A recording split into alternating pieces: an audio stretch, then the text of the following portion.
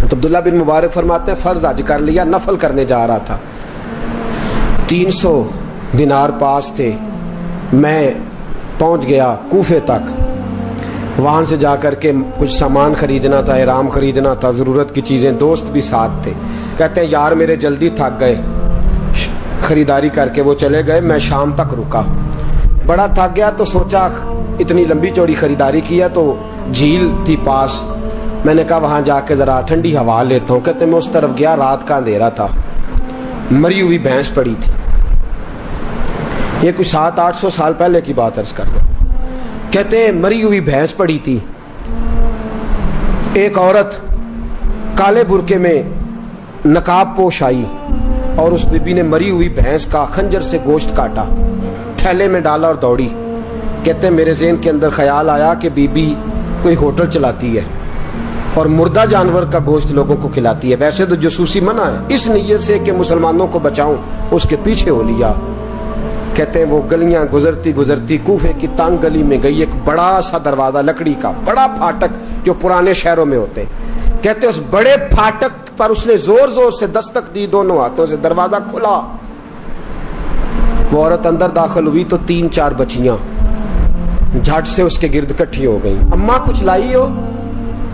تو رونے لگی، کہنے لگی میں کچھ نہیں لا سکی، کہنے لگی یہ مردہ جانور کا گوشت ہے، اور حضور نے فرمایا جب مرنے لگو تو مردار کھا کے بھی جان بچا لو، اب میں دیکھتی ہوں تم سے کھڑا نہیں ہوا جاتا، نہ کھاؤ گی تو گر پڑو گی، یہ مردہ ہی ہے پکا لو، کہتے ہیں اگلے لفظ اس عورت نے کہے تو میں باہر کھڑا چیخنے لگا، وہ کہنے لگی ہم سید زادیاں ہیں، صدقہ زکات کھا نہیں سکتی، اور سب روگاں دا روگ محمد، جس دا نام غریبی، کنڈ ولا کے لنگ جاندے سب دوست یار قریبی، سید ہے، صدقہ زکات یہ مردار کھا کے گزارا کرو، کہتے ہیں پھر اس عورت نے 4 بیٹیوں کو سینے سے لگایا، کہنے لگی تمہارا باپ زندہ ہوتا تو یہ دن نہ، سید بھی اور یتیم بھی اور مسکین بھی، پھر وہ روئیں، حضرت عبداللہ بن مبارک کہتے ہیں زور زور سے دروازے پہ دستک دی، بی بی باہر آئی، کون ہے؟ تو میں نے کہا میں عبداللہ بن مبارک ہوں، محدث ہوں، زمانہ مجھے جانتا ہے، میرے شاگردوں کی لسٹ بڑی لمبی ہے، کہنے لگی اچھا تو؟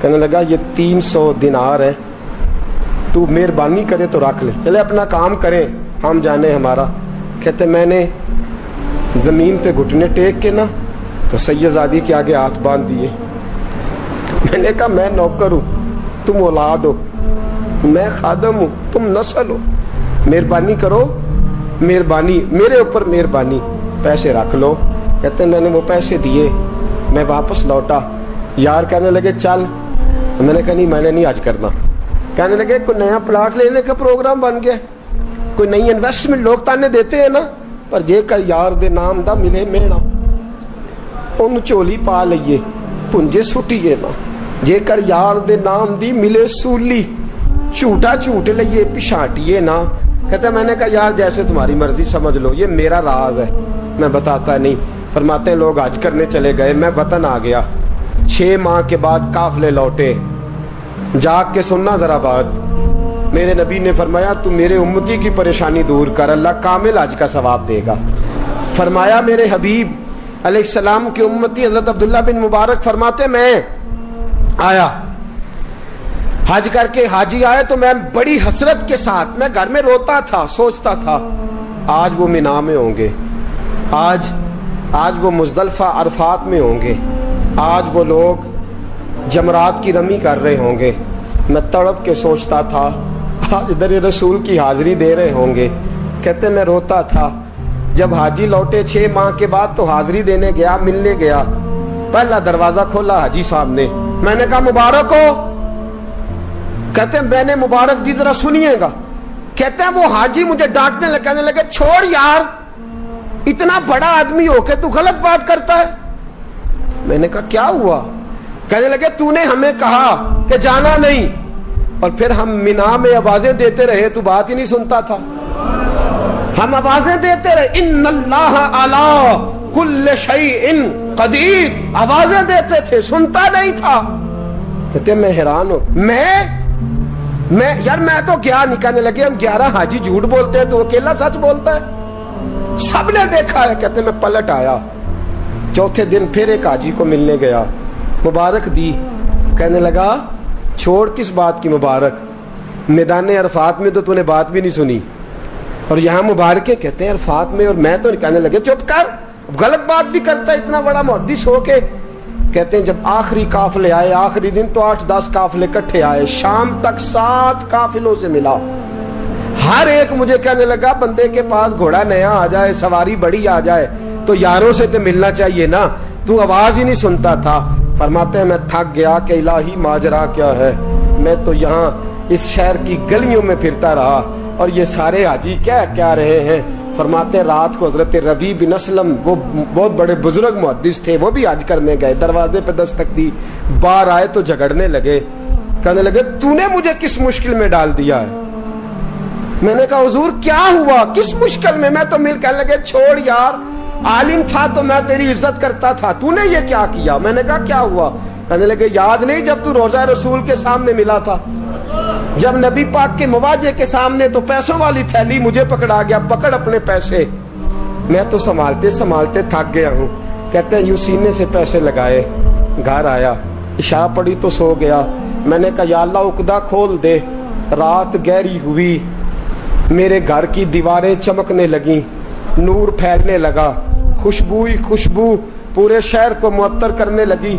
कहते हैं मैंने आंख झपकी तो सामने अल्लाह के रसूल तशरीफ फरमा, सामने महबूब तशरीफ फरमा है। ख्वाब मेरी विच आया माही, मैं ओदे गल विच पा लईयां बावां ते डर दी मारी अख भी न खोलां किते फिर विछड़ ना जावां। फरमाते मैं महबूब पाक की जियारत की तो नबी पाक अलैहिस्सलाम का दीदार करके फूट फूट के रोया। अब मेरा दिल था हुजूर बोले कोई बात करे, महबूब बोले लब खोले। फरमाया क्या। हुजूर ने फरमाया मैं तुझे कितने और गवाह भेजूं कि तेरा हज हो गया है। मैं कितने गवाह भेजूं कि हज तेरा बेपरवाही वेख सज्जन दी, जिथे किसे दी पेश ना जावे उन्हें ताजा वाले दर दर रोले, मंगते हैं तख्त बिठावे आजम किसे नु कारा मिल दई, किसे नु कारा, किसे नु कारा मिल दई, कोई काबे हो खाली आवे। फरमाया कितने गवाह भेजूं कि हज हो गया। मेरे हबीब ने फरमाया उठ के थैली खोल के गेल ले, तूने 300 दिनार दिए थे, मैंने 600 करके वापस किए। फरमाया किन। हजरत अब्दुल्ला बिन मुबारक ने 60 हज फरमाए। उसके बाद कितने हज किए, एक फर्ज किया हुआ था 61 हो गए। फरमाते मैं बार बार गया और जब बुलाया सरकार ने खुद ही इंतजाम हो गए। फरमाते हैं बार बार मेरे हबीब ने फरमाया तू आ चाहे ना आ, रब ने तेरे नाम का फरिश्ता बना दिया है जो कयामत तक तेरी तरफ से हज करता रहेगा, कयामत तक तेरी तरफ से मिना मुजदलफा अरफात जबले रहमत पे आता रहेगा, मेरी बारगाह में दुरूद पढ़ता रहेगा, हज फरिश्ता करेगा, सवाब अल्लाह तेरे नामा अमाल में लिखेगा। मेरे दोस्तों मेरे नबी ने फरमाया मेरे उम्मती की एक परेशानी दूर कर, अल्लाह कबूल हज का सवाब अता फरमाएगा। गरीबों का हज है कि नहीं, बोले इशराक चाश्त पढ़ हज है, दो लोगों की सुलह करा हज है, उलमा की नौकरी कर एक एक दफा 70-70 हज तुझे मिलेंगे। और मेरे रसूल पाक सल्लल्लाहु अलैहि वसल्लम ने फरमाया सौखा हज है, सामने अब्बा जी है, सामने अम्मा जी है, बार बार प्यार से देख, बार बार हज कर, बार बार प्यार से देख और किसी गरीब की मदद कर दे, सड़क पार करा दे, मेडिकल स्टोर से दवाई ला दे, किसी की नौकरी कर दे, बच्चा घर में नहीं अब्बा जी बीमार हो गए, जा भाग के तू चचा को छोड़ा डॉक्टर तक, तू नेकी कर, अल्लाह तुझे पूरे हज का सवाब अता फरमाएगा। हज बड़े हैं, करने की तैयारी करो, हज का बड़ा मौका हमें मुयस्सर आता है, बस प्रोग्राम बनाओ। सही मुस्लिम की हदीस, किताब का नाम क्या है, और बड़ी मजबूत हदीस मेरे नबी पाक सल्लल्लाहु अलैहि वसल्लम फरमाते हैं कुछ लोगों को अल्लाह कयामत में खड़ा करेगा और खड़ा करके फरमाएगा चलो जन्नत में जाओ। अर्ज करेंगे मौला हम तो पापी गुनाहगार, पता सारा सरदार नु कीतियां दा, हम तो बड़े गुनाहगार, किस वजह से जन्नत। फरमाया तुम्हारे हज की बरकत से, तुमने हज किया था ना उस बरकत से जन्नत। तो बंदे अर्ज करेंगे मौला हम तो माड़े थे, गरीब थे, गए ही नहीं, हज किया ही नहीं, तो तू हज की वजह से माफ कर रहा है। तो रब करीम फरमाएगा जब हाजी जाते थे दिल तड़पता था ना, जब हाजी जाते थे आंखें बरसती थी, जब हाजियों के काफिले निकलते थे उस वक्त तुम्हारे दिल में ख्वाहिश पैदा होती थी, फरमाया तुम तड़पा करते थे, मैंने तड़प पर ही तुम्हें हज का सवाब दिया, और खाली सवाब नहीं दिया, उस हज की बरकत से आज जन्नत भी अता फरमा रहा हूं। मेरे दोस्त प्रोग्राम बना, तड़प पैदा कर, नीयत पैदा कर, ये ना कहा कर कि हज तो सिर्फ अमीरों का है, गरीब कैसे करे, हज बड़े हैं, करने की तैयारी कर, तू प्रोग्राम बना, मेरा रब तुझे गांव गांव पे, नगर नगर पे, गली गली हज का सवाब देगा। हमेशा मिदहते खैरुल अनाम में गुजर। मेरे इख्तियार में यहीं तक था, मैं मुसल्ले पे खड़ा कर सकती हूँ, मैं दिल तो नहीं ना बदल सकती, वो तेरे कब्जे में है, मुकल्लिबुल कुलूब है, फजल कर इसका दिल बदल दे। फरमाती है मैं रोती रही, 2 रकते पढ़ के मेरी तरफ देखा तो फर्जों की नीयत बांध ली, और 2 फर्ज पढ़ के फिर मेरी तरफ देखा, कहने लगे खबरदार सवेरे जगाने आई तो। मैंने कहा जी नहीं जगाती। मेरी तरफ देख के कहने लगे तू नहीं जगाएगी आज के बाद मैं तुझे नमाज के लिए जगाया करूंगा, मैं तुझे जगाऊंगा। आप फरमाने लगी वो नमाजी बन गए, मैं पहले ही नमाजी थी। जब इन 2 नमाजियों का मिलाप हुआ तो अल्लाह ने सुल्तान बाहू जैसा बेटा अता हुआ, सुल्तान बाहू जैसा बेटा अता फरमाया। हजरत सुल्तान बाहू रहमतुल्लाह ताला अलैह के एक खादिम हुए, उनका असल नाम अमीर बाबा लिखा है बाज़ जगहों पे, लेकिन उनको कद्दन मियाँ, बुड्ढे मियाँ कई नामों से याद किया जाता है। बड़े दरवेश थे, साहिब हुजूरी आदमी थे। अक्सर लोग दम दरूद कराने आते थे उनके पास। बुजुर्गों के पास लोग आते हैं, अल्लाह के बंदे दुआ करते हैं तो अल्लाह खैर फरमा देता है। आजकल का जमाना नहीं, अब तो दुकानदारी है ना, टोकन चलते हैं, तो अल्लाह ताला खैर करे। हालात बड़े अजीबो गरीब है। तो उनके पास लोग आया करते थे दम कराने। उन्होंने ना दूर एक बर्तन रखा हुआ था, तो कोई आदमी आता तो थोड़ा सा उसमें नजराना डालता, नजर था हजरत जी मेरा ये काम है, ये कर दो। वो खलीफा थे हजरत सुल्तान बाहू के। वो गर्दन झुकाते, थोड़ी देर के बाद सार उठाते, कहते तेरा काम हो जाएगा। सही मुस्लिम की हदीस है, नबी पाक ने फरमाया रुब्बा अशगाज़ा अकबरा लौ अक़सम अलल्लाह ला अबर्रा। अल्लाह के कुछ बंदे ऐसे हैं जो अल्लाह को कसम भी दे तो अल्लाह उनकी कसम पूरी कर देता है। उनके कपड़े मिट्टी से भरे होते हैं, पर अल्लाह को कह दें तो अल्लाह कर देता है। हजरत सुल्तान बाहू के वो खलीफा कहते हो जाएगा तो हो जाता। फिर कोई बंदा आके कहता जी नजराना डाल दिया तो काम, गर्दन झुकाते कहते अपने पैसे निकाल के ले जा, तेरा काम कोई नहीं होना। एक दफा कुछ सैयदादियां आ गईं, उन्होंने आके ना उस जमाने में 100 रुपया, समझ ले कि आजकल लाख रुपया, बाबा जी के नजराने वाले गले में डाला और आके कहा कि बाबा हमारे ना एक बच्चे को सजाए मौत हो गई और हल्फन बताते हैं कि नाजायज फांसी का हुक्म हुआ है, तो तेरी रब रसूल की बारगाह तक रसाई है, मेहरबानी का, सैयदों का बच्चा है, मेहरबानी का। बाबा जी ने गर्दन झुकाई और कहा अपना 100 रुपया निकाल के ले जाओ, मुश्किल है बच्चा बचे तो, मैं कुछ नहीं कर सकता। सैयदादियां थी, रोती हुई लौट गई। बच्चे की नानी जिंदा थी, उनको जाके बताया तो वो रोने लग गई, कहने लगी तुम्हें बात नहीं करनी आई, अल्लाह के बंदे बड़े नरम दिल होते, तुम्हें मनाना नहीं आया, वरना ये हो सकता था। मैं जाती हूँ। वो आई, 100 रुपया डाला और बाबा जी अमीर साहब के पास बैठ के कहने लगी बाबा बात यह है कि हम सैयद है सारा हमारे घराने का, पर चलो आज तक रसाई तेरी है, आजकल तेरे ताल्लुकात मजबूत है, तो मेहरबानी कर, कोई गलत बात नहीं, बच्चे को फांसी गलत हो रही, मेहरबानी कर। बाबा कहने लगा अम्मा मेरे बस में नहीं, मैं भी तो अल्लाह का कमजोर बंदा हूं ना, मालिक का कमजोर बंदा हूं, को जरूरी नहीं, दुआ पे फजल होता है, अगर उसकी मशीयत हो तो फिर बंदा क्या कर सकता है। तो अम्मा ये काम नहीं हो सकता। तो अम्मा रोने लग गई, कहने लगी कोई नहीं, मैं क़यामत के दिन हुजूर की बारगाह में तेरी शिकायत करूंगी, मैं कहूंगी कि मैंने बताया था मैं सैयद हूं, इसने तवज्जो ही नहीं की, मेरा कोई ख्याल ही नहीं किया। बाबा साहब फरमाने लगे अम्मा पैसे ना निकालना, जा तेरा काम हो जाएगा, जा तो हो गया तेरा मसला हल हो जाएगा। वो आप पैसे रखते थे तो साल के बाद, 6 महीने के बाद, महीने के बाद जाके हजरत सुल्तान बाहू को दे के आया करते, वो वहां लंगर में या किसी जगह खर्च करते। जिस दिन उस बच्चे की फांसी का वक्त था ना, तो वो बाबा जी हजरत सुल्तान बाहू के पास चले गए। हजरत सुल्तान बाहू के मजार पे जो दोस्त गए हैं या मेरे साथ गए हैं वो जानते हैं कि गढ़ मोड़ से यूं मुड़ते हैं, आगे दरबार है, तो गढ़ मोड़ पे हजरत सुल्तान बाहू उनके इस्तकबाल, उनको वहां पता चल गया कि वो आ रहा है। आए दरवाजे गढ़ मोड़ तक, मुरीद साथ थे, تو حضرت سلطان بہو کہنے لگے یار تو نے اچھا نہیں کیا، اپنے خلیفے تو نے اچھا نہیں. کہنے لگے حضور چارہ کوئی نہیں تھا، سیدزادیاں آ گئی تھی، حضور کا خاندان تھا، میں کیا کرتا. مرید کہتے ہمیں سمجھ نہیں آ رہی کہ یہ کیا ہو رہا ہے. کہنے لگے مجبوری تھی، کیا کرتا، کدھر جاتا، حضور کا خاندان تھا. کہا تو نے اچھا نہیں. کہتے ہمیں نہیں سمجھ آ رہی کہ تو نے اچھا نہیں کیا. وہ کہتے ہیں حضور کا خاندان تھا، ہمیں اس کا معنی کیا ہے. کہتے تھوڑی دیر گزری، بچہ وہاں سے رہا ہو گیا، حضرت سلطان باہو کے خلیفہ کا انتقال ہو گیا، وہ وصال کر گئے، وصال ہو گئے. آپ نے جنازہ پڑھایا، دفن کیا تو غلام کہنے لگے حضور یہ ماجرا کیا ہے. آپ فرمانے لگے اس نے اللہ کے حضور دعا کی تھی کہ مولا جناب اسرائیل نے اس دن کسی نہ کسی کی روح لے نہیں آنا ہے نا، تو میری لے جائے. اب سیدزادیاں دروازے پہ آ گئی ہیں تو سادات کو تو خالی نہیں نہ بھیجا جا سکتا، مصطفیٰ کا خاندان ہے. حضور میری روح لے جائی جائے اور اس سیدزادے کو چھوڑ دیا جائے. فرمایا اس نے اللہ کے حضور قربانی دے کے وَفَدَيْنَاهُ بِذِبْحٍ عَظِيمٍ. حضرت سلطان صاحب کہنے لگے ایسا کیتی جان حوالے رب دے، ایسا عشق کمایا ہے، اسی مرن تو پہلو ہی مر گیا، باہو تا مطلب نو پایا. حبیب اجمی ایک بزرگ تھے، ان کے پاس ایک شخص اکثر آتا تھا، بڑا مالدار تھا، ایک ہی بیٹی تھی، وہ بھی ٹانگوں سے معذور تھی. تو آپ اکثر اس کو کہتے کہ تو توبہ کر، اللہ کی بارگاہ میں رجوع کر.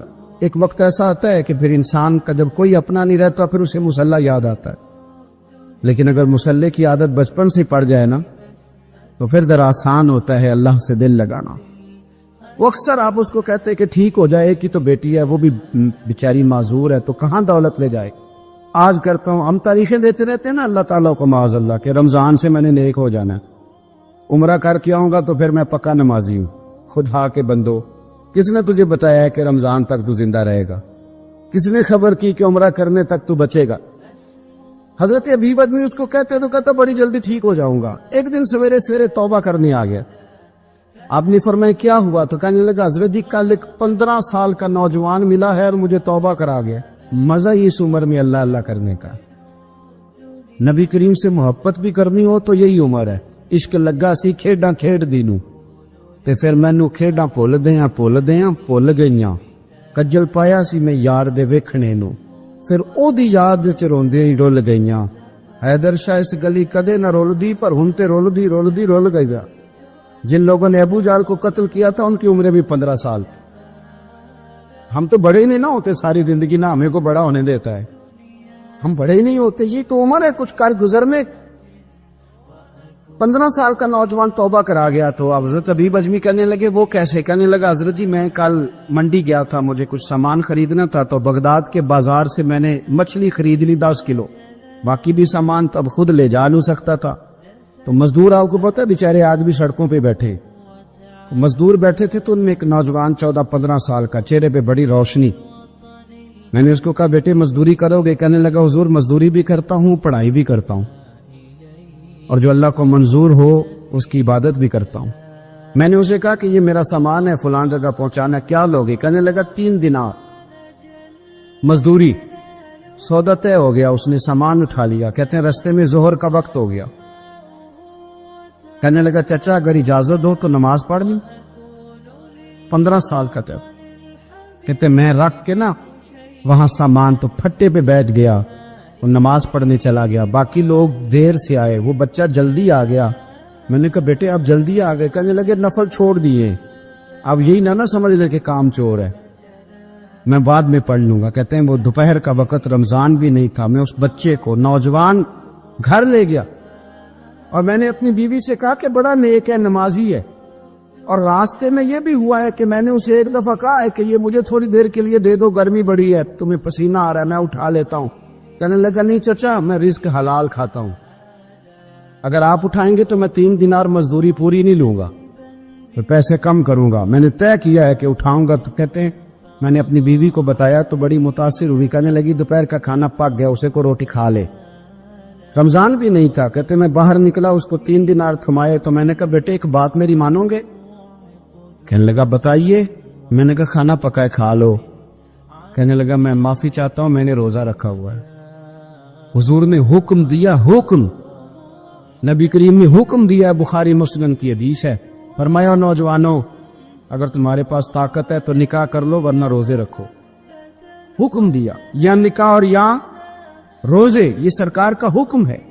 بھائی نفلی روزہ نفس کی قوتوں کو کچلتا ہے، انسان میں نورانیت اور روحانیت لاتا ہے. کہتے وہ کہنے لگا میں نے روزہ رکھا ہے، میں اور متاثر ہو گیا. میں نے کہا اب کیا کرو گے تھی، کہیں اور جانا ہے؟ کہنے لگا نہیں، میں جس دن 3 دینار کما لیتا ہوں پھر میں مزید لالچ نہیں کرتا، باقی وقت یا قرآن مجید پڑھتا رہتا ہوں یا نبی پاک پہ درود شریف پڑھتا رہتا ہوں. آپ بتائیں. تو میں نے کہا کہ افطار میرے ساتھ کر لو. کہتے ہیں میں اسے مسجد چھوڑ آیا اور خود میں لوٹ آیا. افطار کے بعد میں اسے لایا، کھانا کھلایا، عشاء پڑھی. اس کا گھر دور تھا، میں نے ڈرائنگ روم کھول دیا، بیٹھک کھول دی، وہیں وہ سو گیا. میری 20 سال کی معذور بچی کبھی چل نہیں سکتی تھی، کوئی طبیب کوئی حکیم میں نے چھوڑا نہیں تھا اس کو دکھایا نہ ہو. ایک ہی بیٹی، وہ بھی معذور پیدائشی. اس کے کمرے میں گئے، میاں بیوی اسے کھانا کھلا اور بتایا بیٹے ایک نوجوان ہے، بڑا نیک ہے ہمارے گھر میں، آج بڑا پرہیزگار. پتہ ہے حضور نے کیا فرمایا؟ نبی کریم فرماتے ہیں جب نوجوان اٹھ کے تہجد پڑھتا ہے نا نوجوان، تو اللہ فرشتوں کے سامنے اس نوجوان پر فخر فرماتا ہے. اللہ فخر کرتا ہے کہ عمر دیکھو اور دیکھو یہ میری بارگاہ. اللہ فخر کرتا ہے، اللہ یعنی خدا خود میرے مجلس بود، اللہ فخر کرتا ہے. اب سوچیں کون نے اپنی بیٹی کو بتایا کہ نوجوان ہے اور بڑا نیک ہے. تو کہتے ہیں وہ کھانا کھلا کے ہم واپس آ گئے. آدھی رات کا وقت ہوا تو دروازے پہ دستک ہوئی. بچی اپنے کمرے میں سو رہی تھی، ہم اپنے کمرے میں، وہ بیٹھک میں. گھبراہٹ اٹھی کہ اس وقت کون ہے دروازے پہ؟ تو بیٹی کہنے لگی ابا دروازہ تو کھولنا.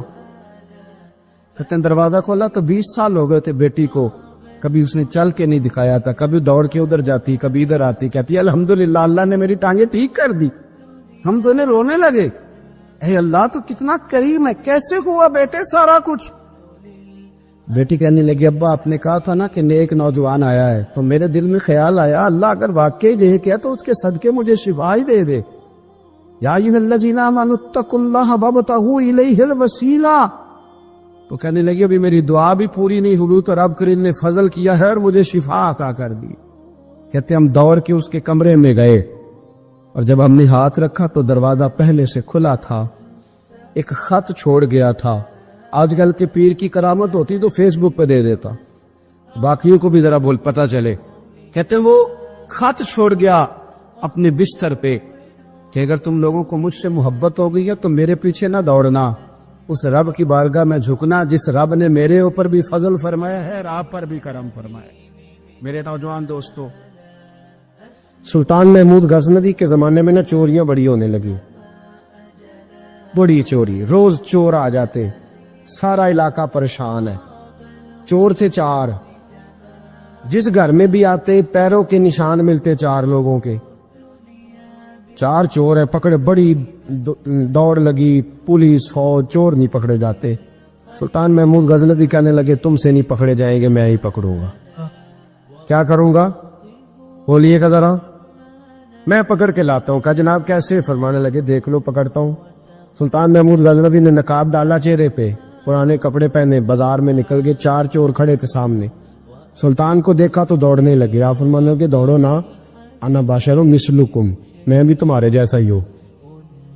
میں بھی لباس آدمی پہنا، جہان آدمی سمجھا. وہ مزمل بن کے آئے تھے، تجلی بن کے نکلیں گے. لباس آدمی پہنا، جہان آدمی سمجھا. مزمل بن کے آئے تھے، تجلی نہ حلیم بید کھلا ہے یہ، نہ مقام چوں نو چرا ہے یہ. تو خدا سے پوچھ وہ کون تھے تیری عظمتیں جو بڑھا گئے. سلطان کہنے لگے انا بشر مثلکم، نہ ڈرو میں تمہاری طرح کا ہی ہوں. ان بیوقوفوں نے سمجھا شاید چور ہے. کہا نا میں تمہاری طرح کا ہوں. انہوں نے کیا سمجھا؟ شاید لباس آدمی پہنا، جہان آدمی، شاید چور ہے. انہوں نے کہا چلو جی طاق ادا ہو گئے. پہلے 4 تھے، اب بیٹھ گئے، بات چیت ہونے لگی. سلطان کہنے لگے یار چور ہو تم بھی، چوریاں کرتے ہو، تو کتنی چوریاں آج تک کر لی ہیں؟ کہنے لگے بڑی کی ہیں یار، لیکن کوئی نہیں، تھوڑے سے پیسے ہوتے ہیں، 2-4 دن میں ختم ہو جاتے ہیں. سلطان کہنے لگا چلو یہ تو بتاؤ کہ کوالٹی بھی ہے تمہارے اندر. ایک شخص کہنے لگا جی میرے اندر کوالٹی ہے. جانور بولے تو اس کی بولی سن کے بتا دیتا ہوں کہ یہ کیا کہہ رہا. دوسرے سے پوچھا تو بھائی؟ کہنے لگا جی میرے اندر کوالٹی ہے کہ جتنی مرضی اونچی دیوار ہو رستہ کوئی نہ ہو میرا کام ہے چڑھ جانا. تیسرے سے پوچھا تو بتا. کہنے لگا میری خوبی یہ ہے کہ میں سونگ کے بتا دیتا ہوں پیسے کہاں رکھے ہوئے ہیں. سلطان مسکرا کے کہنے لگے ساری چوروں والی کوالٹی ہے, پکے چور ہے, چوروں والی کوالٹی ہے ساری تمہارے اندر. خیر چوتھے سے پوچھا تو بتا. کہنے لگا جی میری کوالٹی یہ ہے کہ جس کو رات کے اندھیرے میں نقاب میں دیکھ لوں سویرے پہچان لیتا ہوں بندہ کون تھا. چھپا ہوا دیکھوں گا پر سویرے مجھے اندھیرا ہوگا نقاب ہوگا پر میں سویرے پہچان لوں گا. سلطان سے کہنے لگے ہم نے تو بتا دی آپ بھی بتائیں. تو سلطان محمود کہنے لگے میری کوالٹی یہ ہے کہ بندہ پھانسی لگنے لگے میں داڑھی ہلاؤں تو پھانسی سے اتر جائے گا. پھانسی لگنے لگے میرا کام ہے داڑھی ہلانا اور بندہ پھانسی سے فارغ. میں نے کہا کیا بات ہے. کہتے ایڈریس سب کے لے لیے. سلطان کہنے لگا یار تھک گئے, چوری ککھ دی دی تے چوری لکھ دی دی, تو آج بادشاہ کا گھر نہ لوٹے. روز جو تھوڑی تھوڑی کرتے ہیں تو بڑا ہاتھ مارتے ہیں, کچھ ہاتھ تو آئے نا. وہ کہنے لگے یار تو بڑا دلیر چور ہے. پہلے دن آیا اتنی دلیری, کہنے لگے چلو آج سلطان کا گھر لوٹتے. چلے مامون غزنوی کے گھر کی طرف. جب پہنچے نا دروازے پہ تو کتا بھونکنے لگا. جو کہتا تھا نا میں پہچان لیتا ہوں, وہ کہنے لگا کتا کہہ رہا ہے تمہارے اندر ایک بادشاہ بھی ہے. بادشاہ ہے. وہ باقی تین کہنے لگے عجیب بیوقوف ہے, ہم تو ایک جیسے ہیں سارے. انہوں نے کہا نہیں انا بشر مثلکم, تو پاگل ہے, آج تجھے غلطی لگ گئی. دیوار بڑی اونچی تھی, وہ جو کہتا تھا نا چڑھ جاتا ہوں وہ چڑھ گیا. رسا پھینکا باقی بھی چڑھ گئے. وہ جو کہتا تھا سو کے بتا دیتا ہوں اس نے بتا دیا کہ اس کمرے میں خزانہ ہے. لوٹا, نیچے آئے, اس کو ایک جگہ پہ لے کے بیٹھے بانٹنے کے لیے. سلطان کہنے لگے بیوقوف ہو, کوئی معمولی گھر نہیں لوٹا, بادشاہ کا گھر لوٹا ہے. سویرے گلی گلی پولیس دوڑے گی, فوجی دوڑیں گے, ایک سوئی بھی پکڑی گئی تو پکڑے جائیں گے. خزانہ زمین میں دبا دو, بات ٹھنڈی ہوگی تو آ کے اس کو اکھیڑیں گے, بانٹ لیں گے. ایڈریس پہلے لے لیے تھے, وہ سب اپنے اپنے گھروں کو چلے گئے. سلطان آئے, سپاہیوں سے کہا کہ 4 بندے اٹھا لاؤ اور فلان جگہ خزانہ دفن کیا وہ بھی اٹھا لاؤ. اب قاضی صاحب کی عدالت میں مقدمہ چلا, جرم ثابت ہو گیا, 4 کو سزائے موت ہو گئی. اب وہ 4 کہتے ہیں 4 تو ہمیں, 5واں کدھر گیا؟ 5واں کدھر ہے؟ انا بشر مثلکم, وہ کہتا تھا تمہاری طرح کہوں, وہ کدھر ہے؟ جس دن پھانسی لگنی تھی نا, جو ہے آپ کی, جس دن پھانسی لگنی تھی محمود غزنوی نے کہا کہ پھانسی لگتے وقت پہلے مجھے ملا لینا. وہ جب گار جا رہے تھے نا وہاں پھانسی لگنے کے کمرے میں تو حکم تھا محمود کا. اب ان کو آئے لے کے 4 محمود غزنوی کے پاس, تو رات کو تو نقاب میں دیکھا تھا, اندھیرے میں دیکھا تھا. وہ جو کہتا تھا نا پہچان لیتا ہوں, وہ آگے بڑھا, کہنے لگا حضرت جی پھانسی لگنے لگی ہے, ذرا داڑھی تو ہلا دے. مہربانی تو فرمائے, لگنے لگی ہے پھانسی, مہربانی کرے, مرنے لگے ہیں. سلطان محمود کہنے لگے ان کو پھانسی, بس وہ داڑھی ہلی, پھانسی گئی. محمود غزنوی نے کہا چوری نہ کرو, دربار میں آ جاؤ, نوکری پہ بیٹھو, جو تنخواہ کہتے ہو دیتا ہوں, چوریاں چھوڑ دو. چوریاں بھی چھوڑ دی, بندے بھی بن گئے. محمود غزنوی نے بازو تھاما اور اپنے پیر حضرت ابو الحسن خرقانی کے پاس لے گئے, بیعت بھی کرایا, اللہ اللہ بھی سکھائی, ولی بھی بن گئے. اب اللہ ابو نور صاحب علیہ رحمہ فرماتے بس یہی بات ہے, ولی اندر ہی پھرتے رہتے ہیں, اندر ہی گھومتے رہتے ہیں, لوگ سمجھتے ہیں ہمارے جیسے ہی ہیں, بس تعلق ٹھیک رکھنا, قیامت میں پھانسی لگنے لگے گی, ان کی داڑھی ہلے گی, اللہ نجات عطا فرما دے گا. دل بے چین اس لیے رہتے ہیں کہ یہ جو پیاس اور جو طلب کرتے ہیں وہ ہم انہیں پہنچاتے نہیں. دل بے قرار اس لیے رہتے ہیں کہ یہ رب رسول کی محبت سے ٹھنڈے ہوں, ہم ادھر ادھر کی چاہتے لیے پھرتے ہیں.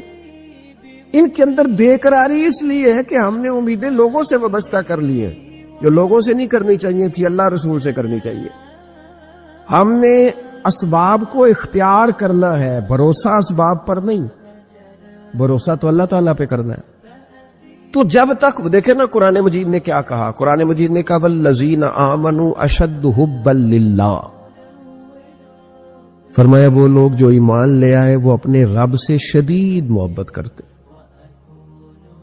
اپنے رب سے پیار کرتے ہیں، ان کے سجدے بوجھ نہیں، ان کے سجدے تو لذت ہے، انہیں نماز کے لیے لانا نہیں پڑتا، جبر نہیں کرنا پڑتا، ان کے تو دل کھچے چلے آتے ہیں، ان کو تو پیار ہو گیا، رات ساری بیت گئی اور ایک سجدہ بھی مکمل نہ ہوا۔ وہ تو مال چونکہ اللہ نے دیا ہے تو راہ خدا میں خرچ کرتے وقت ان کی طبیعت کسی قسم کا تکلف نہیں محسوس کرتی، کوئی بوجھ نہیں محسوس کرتی، کیونکہ وہ ہر چیز سے بڑھ کر اللہ رسول سے پیار کرتے ہیں، تو یہ چیزیں ان کے سامنے کبھی بھی رکاوٹ نہیں بنتی۔ اور دل میں سب سے زیادہ محبت اللہ کی، اور جہاں تک تعلق ہے میرے رسول پاک کا، اللہ کریم نے فرمایا النبی اولی بالمؤمنین من انفسہم، فرمایا یہ جو نبی ہے نا یہ تو مومنوں سے ان کی جانوں سے بھی زیادہ قریب ہے۔ تو ہر وقت دل کی دھڑکنوں میں، روح کی ٹھنڈک میں، قلب میں، دل میں، روح میں، ذہن میں جو چیز ہر وقت سمائی ہے نا مومنوں کے، وہ رسول پاک کی ذات ہے۔